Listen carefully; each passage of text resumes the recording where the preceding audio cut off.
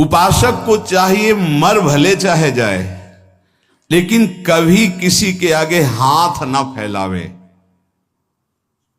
जिसको भगवत प्राप्ति करनी, भिक्षान्न के सिवा, भिक्षा के लिखा भूख लगेगो मांग खाऊंगो गिनो न सांझ सवेरो, ब्रजवासिन के भूख टूक और घर घर छाछ महेरो, ऐसो कब करी हो मन मेरो। इसके लिए तो आदेश है कि आप 5 घरों से जाकर अपने उदर का पोषण करने के लिए अन्न, अगर वो पैसा देता है तो उस समय नहीं लेना चाहिए। जैसे हम भिक्षा मांगने गए और किसी ने 50 रुपए निकाले, बाबा रोटी तो ना है 50 रुपए कुछ खा ले, नहीं, हम रुपया लेने नहीं आए, रोटी हो तो दो, नहीं राधे श्याम चल दिए। भक्त तो वही परिपक्व अवस्था को प्राप्त होता है जो कभी ऐसे नहीं करता, अर्थ नहीं मांगता। भक्त की शोभा उसकी भक्ति है, ना कि धन वैभव कीर्ति, ये उसकी शोभा नहीं। ये तो जो जानते ही नहीं कि भक्ति किसे कहते, परमार्थ किसे कहते ना, आप आश्चर्य मानोगे। उनके पास खुद पता नहीं कि मेरे पास कितना पैसा है, कितना पैसा है, ऐश्वर्य है, ये भक्ति का परिचय होता है क्या? भक्त की शोभा भगवत प्रियता से है। ये लौकिक कीर्ति, लौकिक निर्माण, लौकिक संपत्ति से भक्ति की महिमा नहीं। अरे भाई 4 आश्रम है, 40 आश्रम है, 100 आश्रम, इससे नहीं हुए, स्थिति से है। भक्ति की शोभा भक्ति से है, भगवत प्रियता से है। जब ऐसी भक्ति आती है तो भगवान उस भक्त के हाथ का खिलौना बन जाते हैं, भगवान उस भक्त के हाथ का खिलौना बन जाते हैं। रहे सर्वत्र एक समान, पर निज भक्तों के लिए छोटा है भगवान। भगवान अपने भक्तों के लिए सबसे छोटे बन जाते हैं और जैसा वो चाहता है भगवान वैसे खेलते हैं। भक्त 3 प्रकार के होते हैं, एक होते सकाम, एक होते निष्काम और एक होते प्रेमी। सकाम भक्त जो भगवान की आराधना लौकिक पारलौकिक भोगों की प्राप्ति के लिए करते हैं। ज्यादा मिठास नहीं इसमें मिठास नहीं होती। सकाम भक्ति में बड़ा कड़ुआपन लगता है जब वृंदावन की भूमि से देखे। अपने बेटे को जब भोजन पवाते हो तब क्या कामना होती है तुम्हारे अंदर? बेटा पाले और स्वस्थ रहे। लेकिन जब भगवान को भोग लगाने के पहले ही सोचते हो कि हे बिहारी जो अगर ये काम मेरा बन गया तो तुम्हें भोग लगा देंगे। अखिल कोटि ब्रह्मांड के स्वामी तुम्हारे भोग के भूखे बैठे हैं। सौभाग्य है कि तुम्हारा भोग लगाने का भाव आ रहा है। अपने बेटे जैसा प्रभु को नहीं पवा सकते क्या? कोई भी मां अपने बेटे को पवाती है, उससे पूछो तुम्हारी क्या कामना है?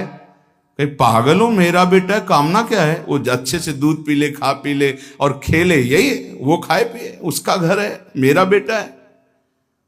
क्या भगवान के द्वारा दी हुई सारी सामग्री तुम्हारे पास नहीं?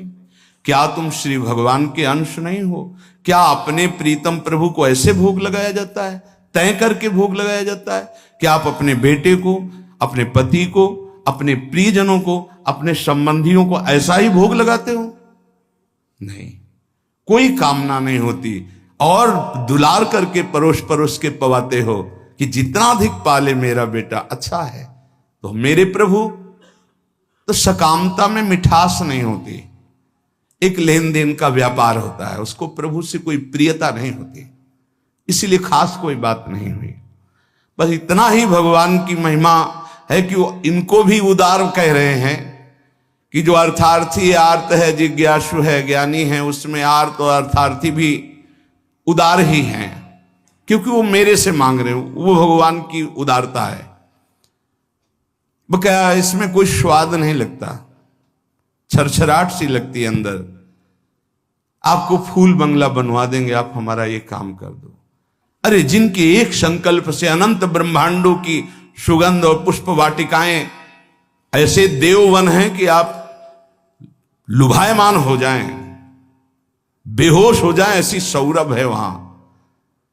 कल्पतरु, मंदार, पारिजात आदि विविध वृक्षों से परिपूर्ण देववन, ऐसी ऐसी दिव्य वाटिकाएं, कैलाश की शोभा पढ़ो, वैकुंठ की भगवान का कितना बड़ा वैभव है।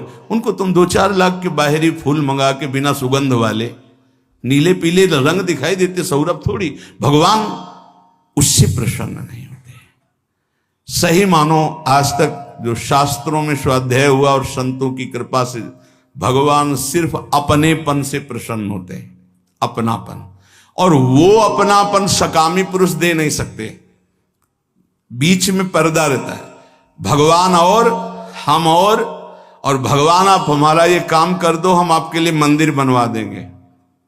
हाँ, ऊसर में बैठे हैं, तुम मंदिर नहीं बनवाओगे तो अभी, अरे भाई अनंत ब्रह्मांडों का सृजन केवल एक पलक झपकने में हो गया, जिनके भ्रकुटी विलास सृष्टि लय हुई।